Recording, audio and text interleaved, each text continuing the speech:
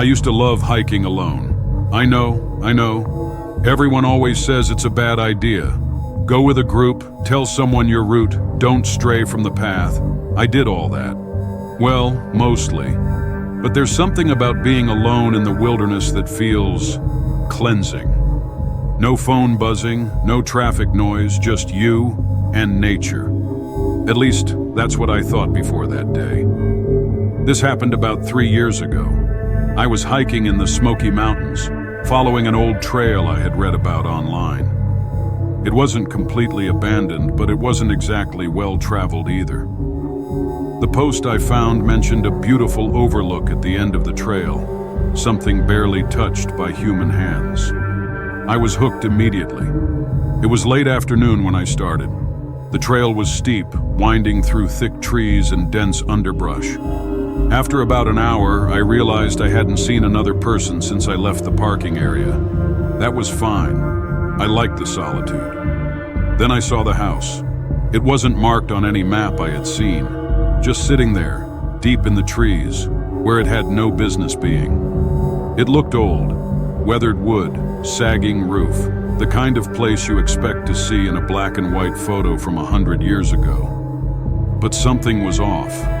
I'm not the type to spook easily, but I swear the air felt different around that place. Like the moment I laid eyes on it, the forest got quieter. No birds, no wind, just a heavy silence pressing down on everything. I should have turned around right then, but I was curious. That's the thing about being alone. There's no one to tell you you're making a bad decision. No one to say, hey, maybe let's not check out the creepy abandoned house in the middle of the woods. I stepped closer. The wood of the front porch groaned under my weight. The door was slightly open, just enough to see inside. I told myself I'd only take a quick look. Maybe snap a few pictures, tell my friends about the weird old house I found. The interior was dark, but enough sunlight filtered in through broken windows to let me see. Dust covered everything. There was old furniture, rotted and collapsing, and the remnants of a fireplace in the corner.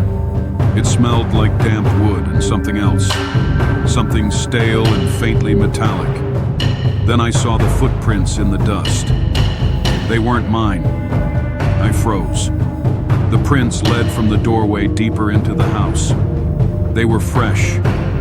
Someone had walked through here recently. My first thought was that maybe another hiker had found this place before me, but no. The prints weren't normal. They were wrong, too long, too narrow, and they didn't look like boots or sneakers.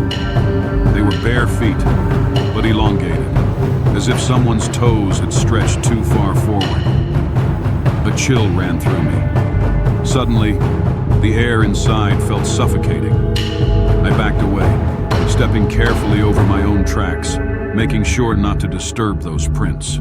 My stomach was a tight knot, my instincts screaming at me to leave. Then I heard it, a creak from deeper inside the house. Not the kind a house makes when it settles. Not the sound of wind pushing against an old frame. It was deliberate, slow, like the weight of something shifting. I didn't wait to see what it was. I turned and bolted out the door, nearly tripping over the rotted porch. The moment I hit the tree line, I felt like I could breathe again. The silence lifted, and the distant chirping of birds returned, as if whatever had been there stayed inside that house. I ran. I don't think I stopped for a full mile. I didn't care that I was off trail. I just needed to put distance between me and that place. When I finally stopped, gasping for breath, I forced myself to look back. The house was gone. I know how that sounds. I know how crazy it is. But I swear to you, where that house had been, there was nothing but trees. No clearing, no structure, just an unbroken stretch of forest. As if it had never been there at all. I never told anyone. Not really. A few friends, maybe, but I could tell they didn't believe me. I probably wouldn't believe me either. But I know what I saw.